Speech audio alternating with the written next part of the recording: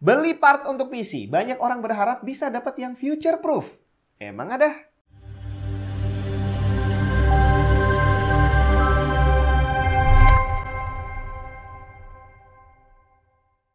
Halo semua, saya Jun. Future proof itu artinya kita beli satu hardware, satu kali beli tapi bisa bertahan sampai bertahun-tahun. Dan bertahan ini bukan cuma bertahan hidup, tapi juga bertahan bekerja dengan performance yang sanggup mengikuti perkembangan teknologi. Ini sebenarnya adalah hal yang hampir nggak mungkin sih dalam dunia PC. Hampir, bukan nggak mungkin. Salah satu syarat agar kita bisa dapat barang yang bisa mendekati kriteria future proof itu adalah kita beli barang yang flagship saat dia dirilis. Jadi contohnya kalau kita beli GPU hari ini saat video ini dibuat, berarti belinya adalah RTX 4090 atau mungkin RTX 4080 lah minimal. Jangan beli yang kelas bawah, karena kalau kita beli yang kelas menengah ke bawah, let's say RTX 4060 atau 4060 Ti, jangankan future proof, bahkan di saat dia rilis aja udah dianggap gak layak rilis. Kenapa? Karena yang pertama VRAM-nya cuma 8GB, nggak cukup untuk game zaman sekarang.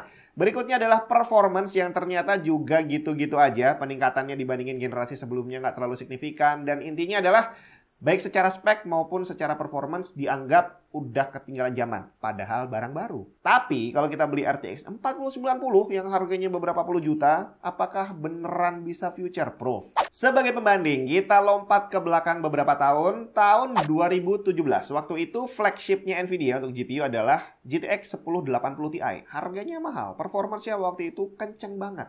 Tapi 4 tahun kemudian, saat sudah dirilis RTX 3000, ternyata performance-nya 1080 Ti ini hanya bisa setara kurang lebih dengan RTX 3060 lah. Dan itu baru raw performance-nya. Belum lagi fitur baru seperti Ray Tracing, DLSS yang tidak ada di GTX series 1000. Jadi akhirnya barang flagshipnya Nvidia 4 tahun yang lalu hanya bisa bersaing dengan GPU kelas menengah ke bawah, bre. 3060 itu hampir yang paling bawah loh. Dan hal ini berlaku juga untuk CPU. Hari ini Core i5 ya boleh dibilang lebih kencang sedikit dibandingin Core i7 generasi sebelumnya.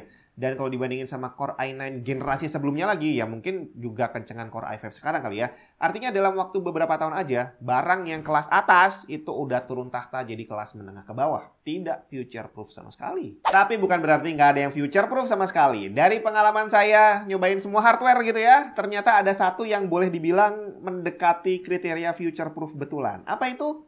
Monitor, bre. Tapi ingat sekali lagi, rumus bahwa kamu harus beli yang flagship, yang kelas high-end itu tetap berlaku bahkan untuk monitor sekalipun. Kalau pengen dapat yang future proof. Jadi kalau hari ini kamu mau beli monitor, sekarang kan lagi rame Full HD 165Hz itu kan, karena harganya udah mulai murah. Nah, kalau hari ini kamu pengen beli monitor yang future proof, ya paling nggak kamu cari yang 4K 165Hz lah, atau yang 4K 144Hz. Cuma harganya masih mahal, bre. Nah, di sini akan saya jadikan contoh adalah monitor saya. Ini monitor dirilis tahun 2015, tapi saya beli ini sekitar tahun 2018 dan harganya lumayan mahal waktu itu. Jadi di saat awal saya memulai YouTube, itu pas lagi cari-cari setup, pernah beberapa video itu saya pakai background komputer ya, dan itu pakai monitor ini. Jadi memang udah sejak lama saya pakai, sampai hari ini masih sehat. Dan ini adalah Asus MG279Q yang waktu beli harganya lumayan mahal.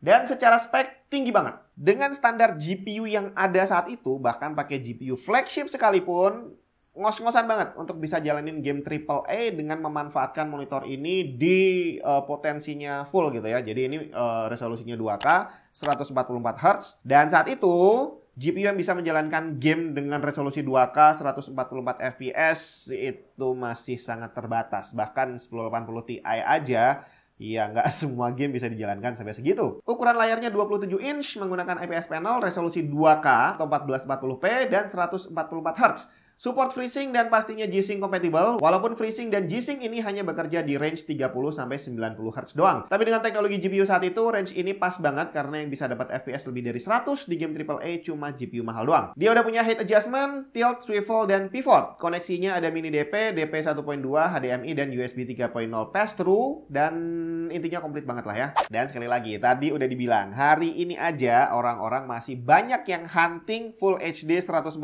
atau 165Hz.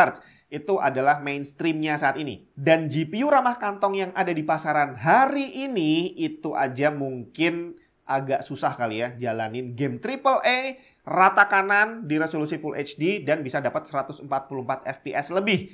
Itu ya cuma game-game tertentu doang. Jadi hari ini aja monitor ini masih boleh dibilang overkill untuk PC dengan spek menengah ke bawah. Apalagi di tahun 2015 saat dia dirilis. Jadi 8 tahun setelah monitor ini rilis, ternyata dia boleh dibilang masih cukup overkill untuk PC zaman sekarang yang mainstream pastinya ya. Opsi untuk beli monitor yang speknya lebih tinggi dari ini jelas udah banyak banget. Yang ukuran layar lebih besar, refresh rate lebih tinggi, resolusi lebih tinggi, itu semua udah ada. Cuma harganya juga masih mahal. Jadi boleh dibilang setelah lewat 8 tahun, monitor ini masih terhitung sebagai monitor ya menengah ke atas. Kita bandingin sama GPU sama CPU yang dirilis berbarengan dengan monitor ini. Jadi kalau tahun 2015, karena 1080 Ti itu dirilis tahun 2017, berarti tahun 2015 itu orang masih pakai yang paling kencang adalah 980 sama 980 Ti kan ya.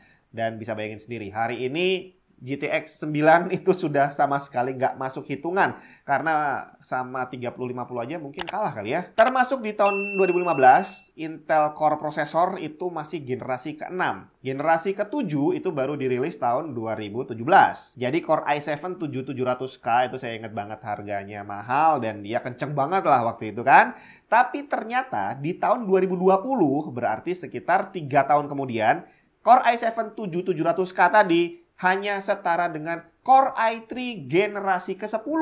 Jadi hanya dalam waktu 3 tahun, CPU kelas atas sudah setara dengan CPU kelas bawah. Dan GPU kelas atas tadi juga udah sama dengan GPU kelas bawah, bre. Tinggal monitornya yang ternyata masih masuk kelas menengah ke atas. Hebat nggak tuh? Tapi kita juga mesti tes nih. Setelah dipakai 8 tahun, jadi sejak diproduksi gitu ya, apakah terjadi penurunan performance? Walaupun kalau secara kelas dia memang lebih tinggi, jangan-jangan secara panel kualitasnya sudah menurun. Secara akurasi warna udah nggak bagus, secara refresh rate juga nggak bagus, ghostingnya banyak. Iya nggak sih? Kita langsung tes aja. Gak usah terlalu panjang lebar, saya menggunakan preset tracing untuk pengukuran default dan terlihat akurasi warnanya udah luar biasa. Average-nya cuma 1,17 delta E, walaupun untuk warna merahnya melenceng di 5,45 delta E. Kalau temperatur bawaan udah rapi di 6500 Kelvin, gamma walaupun nggak stabil di 2,2 tapi not bad lah ya. Gray balance juga udah luar biasa rapi. Red, green, dan blue-nya udah sangat seimbang di semua level. Dengan kalibrasi, kondisinya menjadi jauh lebih baik. Average turun menjadi 0,36 delta E, warna merah yang melenceng juga udah banyak terkoreksi. Gamma juga jadi lebih rapi di kisaran 2,2 di semua level gray. Oh ya, color gamutnya untuk ukuran monitor tua seperti ini termasuk udah keren banget ya. 110% sRGB, 76% Adobe RGB, dan 78% DCI-P3.